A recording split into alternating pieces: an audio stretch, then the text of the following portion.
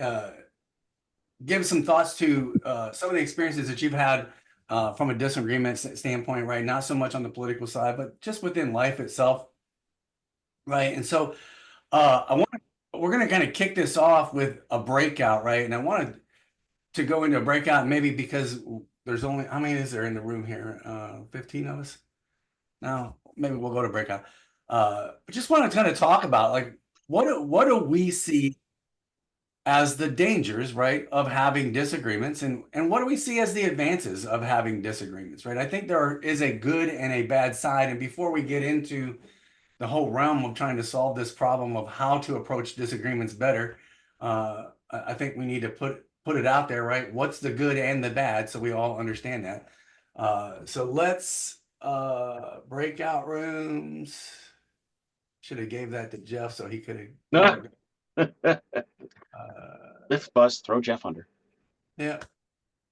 So I will see you guys back here. We'll go about 7 minutes, all right?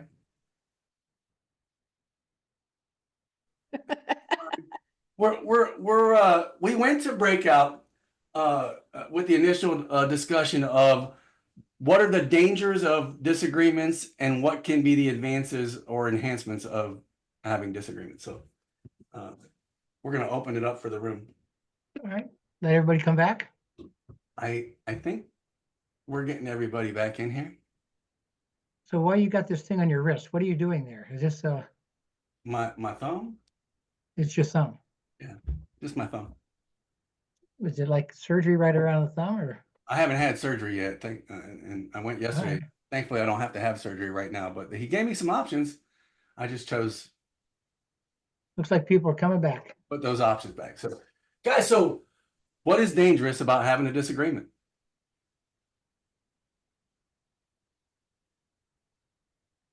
It Silence. can lead to other things going wrong and stuff. It just spirals and stuff, and that it keeps getting snowballs into a worse situation where somebody's like ready to kill the other person. Yeah, got the gunfire afterwards. Okay. What else?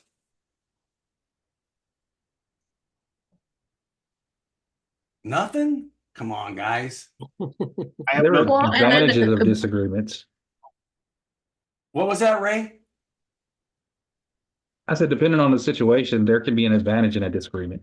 That's why I posed both of those questions, right? What are the advances or advantages or goods to it, as well as what are the dangers? And so okay, depending on this, so a great example would be like in a sports match. If you have a disagreement, you might get under the other player's skin and he might not play as well. So that would be an advantage for, your team. Look at Ray looking at the opportunities of it. I like it. Something that we talked, I didn't get a chance to mention, is that I worked in management for really the majority of my life. So I always work between crew and corporate. So like I consider myself professional at disagreements because it's really hard to navigate between your staff and the corporate office. I mean, because it's just, corporate doesn't view them the same way that they do, because it's the people you work with. So it's different, but doing that, you learn like over the years how to handle a lot of disagreements, because basically, when you work in management, you're like really like customer service agent between both. And so it kind of like, not that I block out disagreements, but I always think to how to solve it. Okay.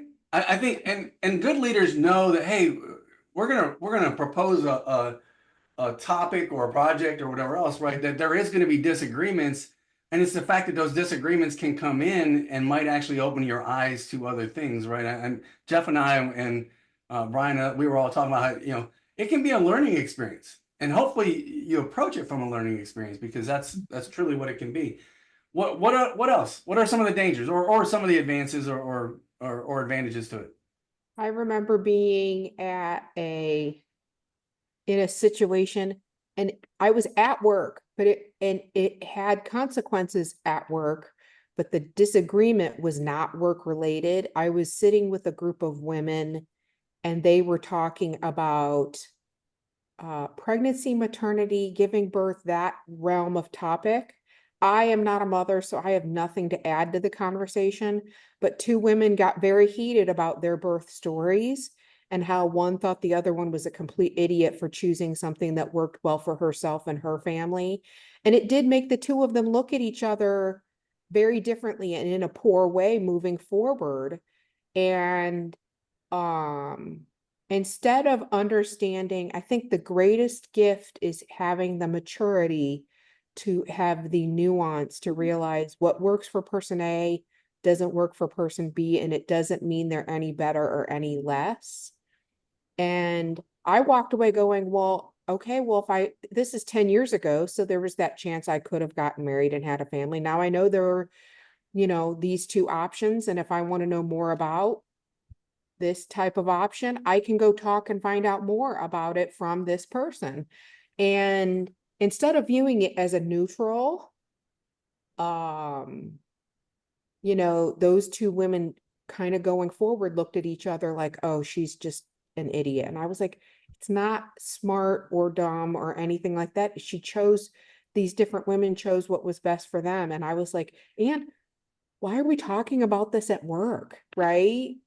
And anytime that topic comes up, all the men folk run to the corners, right? So that was like a discomfort thing too, but as a positive, I was at a lecture for a gentleman, it was a group of people who had owned their own firms, and he purposely had a business partner in the firm ownership that was so opposite of him. And he said it caused 30 years of disagreements, but he started realizing he had the maturity to realize that that business partner always had his back. Once they made a decision between the two of them, that was the decision that was made, and that he started valuing the opposite viewpoint because he knew that person was taking in a different set of information to make those decisions. So something she said there, she said valuing, right? And I think values come into a big play when we start talking about disagreements. I mentioned to Jeff and I said, we boiled it down to self-conception, and what are people thinking of us, or what am I thinking of me? And if I'm in a disagreement and I'm trying to defend a position, a lot of times those positions are rooted in my values and the things that I believe. And the last thing we all want to give up is our values, right? We don't want to think that we thought wrong all along, and now all of a sudden, Marite brought to something into the conversation that made me go, wait a minute, or whatever it might be. And so I think there's a lot of danger in all of that, and there's a lot of fear resolved in all that. So it's important to kind of start understanding, where does that disagreement, where is it rooted at, right? And we've talked about a lot of these different things along the way, guys. Obviously everyone has a different perspective from their backgrounds and cultures that come into play. I think at one point we gave a discussion. I think if you go back through the playbacks and stuff, that we've talked about cognitive biases before in great detail in a Coffee Connect, right? And then obviously there's communication barriers as well that come into play. And so I think one of the best things that we can do when we sit down, if I'm going to sit down with Dave and we know we have a disagreement, right? That one, we just kind of start to lay some ground rules. I look at a disagreement as a tug of war, right? And quite honestly, nobody wants to fall in the mud pit in the middle, right?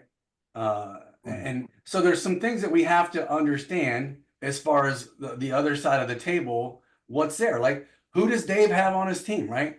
If he's got the 500-pound anchor man, right? I'm probably not going to budge too much in that sense, right? If Dave doesn't have the 500-pound anchor man, but he's got some things that we can work with, right? I want to be aware of those things, right? And I want to understand them as much as I can. I think there's three things that come into play when we start talking about that. Obviously, our active listening. Again, we've had individual discussions about active listening, right? And the importance of communication and things like that. We've had deep thoughts about empathy and having empathy for others. I love the illustration there, right, as far as the 4 elements of empathy. I think it's very important, and especially the non-judgmental piece. If I'm sitting down with Dave, I don't want to sit there and judge him. I want to be able to ask questions and learn as much as I can about how he feels. Go ahead, Dave. I disagree totally with you, Rodney. That's a bunch of bull. I'm Dave, you're kidding. very Okay, argumentative and you have no sense Bring of it humor. on. Tell me why, Dave. there you go. That's what I was looking for. That's the whole point of it, Tell is me why. you have to understand before you can find common ground. Yes, I love it, right? And that's just helping us model, right? So people can. And then bringing clarity. I love one of the things that Jeff mentioned in our group, right? He says, listen, one of the advantages is that hopefully you're trying to bring clarity to the conversation, right? When you're going into these disagreements.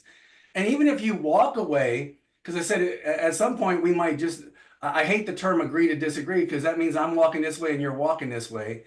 And we might miss out on other opportunities that we do agree upon because we've let this one wall come in between us, right?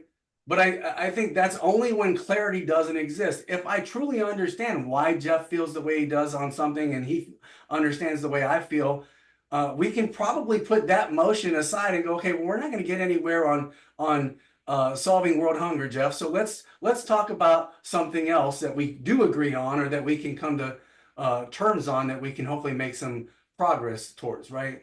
And so bringing clarity allows us to have that understanding and stuff in what we do, guys. Any thoughts on all of this? Yeah, so bringing the positive intelligence, mental fitness. I love the fact you say no judgment, right? Because judgment stands in the way of our best selves. So we tend to judge ourselves, judge others, judge circumstances, and seeing the gift, right? There's a gift in whatever situation we are. So, and then to your point, empathy is one of the sage powers. Empathy, with the others, and then explore. So yeah, I love this. Actually, I'm going to take a photo of this because we need to explore to understand the other perspective. And if we do that consistently, we can grow personally and also, have that positive vortex in our organization. So yeah, right, it's right on. So I'm going to shuffle these up again, guys. I want to go to breakout, right? So when you're entering this calculated discussion, I said, right, to explore hopefully solutions over disagreement, what are some ground rules that you like to lay, or that you feel are necessary, right? Obviously, to ensure that we're going to have a peaceful discussion and hopefully meaningful discussion on coming together on something. And so let me stop sharing. If you guys need to screenshot that, I'll give you a second here. Ground rules for peaceful discussions, right, when we're going into a disagreement. And so let me recreate these and shuffle them up a little bit. And I will see you guys back here. We'll go for about 8 or 9 minutes.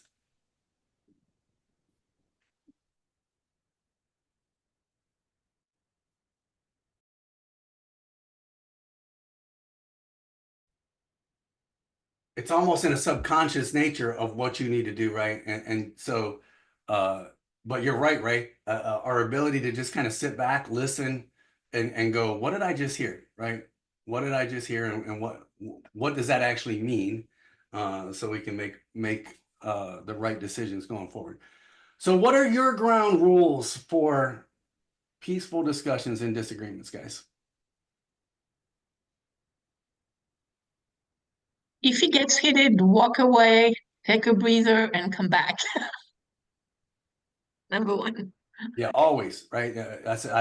We were talking. I said it's easy to fan the flames. It's better to walk away from the flames, let it expel itself, right, and then come back and try and figure out where you can start building the bridge again, right? What else? Mhm. Julie, share I your. said, your I comment. like, I'm sorry. Go ahead. Go ahead, Lamar. I was gonna say, Julie, if you could share your insight about reviewing what they said and asking for feedback. You're muted, young You're lady. muted, Julie. You're still muted. You're muted. Julie, no one can hear you. I didn't know that I'm muted. What I say is that they can view their point, but then I have to say back to them what I heard. Mhm. And if I didn't get what they said correct, then they have to correct me on it before we can move to the next step. And so it's this reflection of back and forth between the two of us so that we both know that the other person is hearing not only what they're saying, but really what they meant to say. They may have not said it the correct way, or their feelings were involved or something like that. But if you don't reflect exactly back, it's the mirror scenario, I guess, and stuff, and that where I need to make sure I understand what it is that they're saying. So, all right, Brian, take it away. I said in our breakout, one of the things I try to do is approach it from a standpoint of everybody is coming from a benevolent place in their approach and standpoint, and that kind of sets a baseline for me. Now, whether or not I agree with them or feel that in the end they're a good person or not doesn't need to be. I don't need any premonitions going into the discussion. Go into it open-minded. They're coming from a good place. Perfect. Well done. Raise your hand if you agree 100% with 100% of everything that everyone in this room says. Again. Okay, so we all agree that we don't agree 100% of 100% of everything. And so how many of you guys also raise your hand, right, if you agree that when we do agree, we can make a lot of progress on good things? 100% of us, right, or near 100%, because Ray doesn't want to raise his hand, I see. Right, but 100% of us agree that when we do agree that we can make progress. So ground rules is that we don't agree, guys. But when we do, we understand that we can make good progress. So our goal today, right? I think when we lay down expectations, a lot more can be done, right? Our goal today is to tackle X, Y, Z, right? And we know that there's some things standing in the way between half of us or more than half of us in doing so, right? So I think laying expectations down. Second thing is understanding values. If you're just one-on-one with someone, right? Just asking them, hey, Joe, just if you could tell me the top 3 things that are most important to you when it comes to this determination, right? Why this is so important to you. What do you think they would be? And Joe's going to name, oh, well, this, and this, Roddy. And I said, well, so mine are this, and this, Joe, just so we understand that this is where our values lie. And you're probably going to have something that crosses over, right? Chances are you're going to have a value that crosses over. What's the best thing to do? Link into the commonality, right? Link into that commonality and find the focus around that to a path forward. So expectations and then understanding each other's values was ground rules that I said about setting. What else? Come on, guys. Feed it to me. We're building something here. Listening to each other. Listening. Listening and not just hearing. Listening. Rodney, you expressed that values clarification. There's an assumption that both sides are honest about what they claim their values are. If one side is honest and the other isn't, how are you going to proceed from there? So that's a great question, and I think so. Or they don't know what their values are. So many people are so confused. That is true. That is true. But so if Joe was first question, right? Answering, if Joe was to give me 2 or 3 things, right? I would ask him. So if one of those was to be damaged or or whatever, right? How would that make you feel, Joe? And I'm going to dig in a little bit further, right, to understand which one of those in priority, right, is probably the most important thing to him. Okay. I think we could agree that winning lottery numbers are a good thing to have. If integrity is the utmost, right? Obviously, the last thing I'm going to ask Joe to do is lie, right? If having a good sound financial path forward is the most important thing to him, then I want to make sure it's all within the budget of the organization or the team or whatever we're about to do, so that it's going to meet that. So I think you have to dig, Jeff. You're never going to be able to get it on the surface level, right? Unless you've been to the table 2 or 3 or 4 times with this individual, you might actually be able to come out and say, hey, I've done some thought, right? And Jeff, I thought, just based off of our past conversations, right? I think these 3 or 4 things probably are the most important ideals for you to maintain in your life. If those aren't right, please correct me now so we can just get some foundational principles on the table that we don't want to violate for each other, right? Does that make sense, Jeff? I think it's idealistic. I'm not sure it's realistic. I don't think anything is realistic. We brought this up. I said, we teach people small things like be respectful to others. You should listen, all of this stuff, right?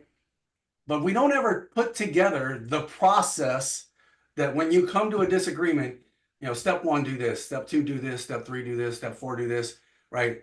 And eventually you're going to open up the conversation that hopefully you can come to a path forward on a true opportunity versus always beating your head up against the wall that you're never going to make any progress on. Okay. I think we learn pieces, but we never learn the process. That's where positive intelligence and mental fitness, a PQ system, which is a system, it's an operating system, really helps, because by reacting like that, it's a saboteur. First is the judge, and then the saboteur blocking, the performance or the progress. So yes, there's a process actually. And by the way, I'd be happy to Ronnie to do Sage Powers stuff next year if you want. Again. You got some time in December? No, well, I'm already booked up. But I wanted to share one thing with everybody. I'm concerned, and I know we're not supposed to talk about politics, but I just discovered Raver Angels.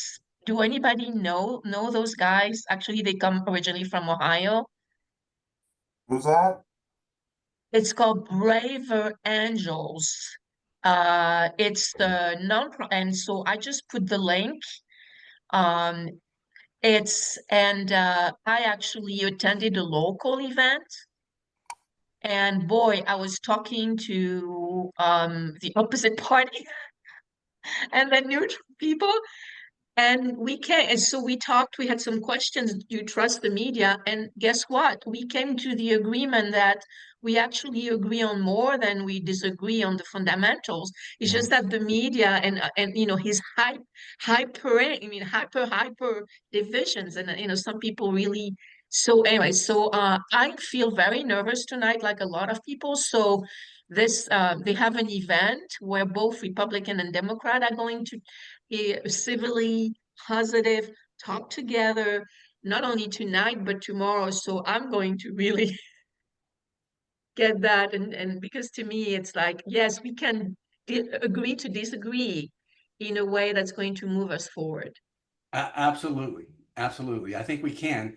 It just takes both sides really listening to each other versus wanting to always point the finger. That's why, and I go back to the comment about that I made to my daughter this morning about, and I'd love to go back and be able to listen to Abraham Lincoln standing on a platform talking about what he was going to do for our country, because I'm sure, right, that he wasn't standing up there bashing the other guy. I'm not saying there wasn't some of that going on, right, but the fact that we've got social media and TV and radio and everything else today, right, it's so much louder in our heads, and unfortunately we're human, and we tend to be programmed to the things that are the loudest in our heads, right?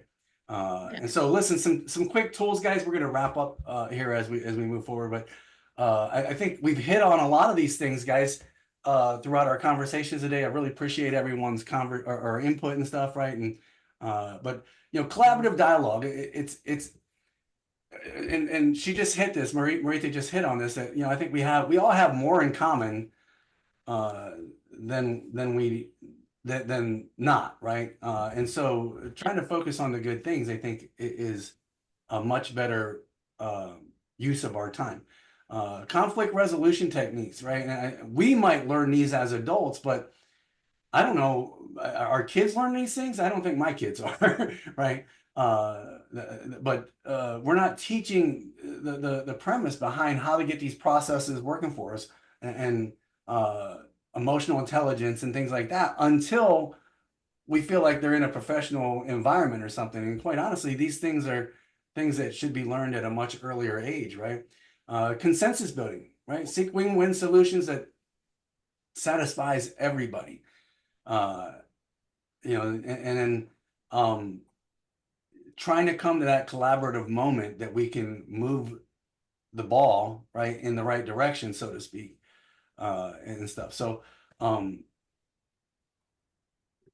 keeping going on, right? Modeling that process. Obviously, we should all be leaders in this process.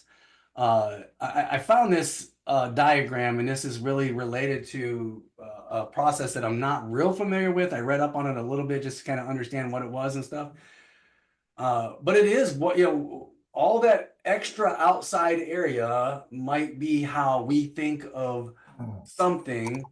Our job needs to be, let's focus on what it unites us all, right? What does unite us all so that we can build a more collaborative environment and consensus about what we're trying to do.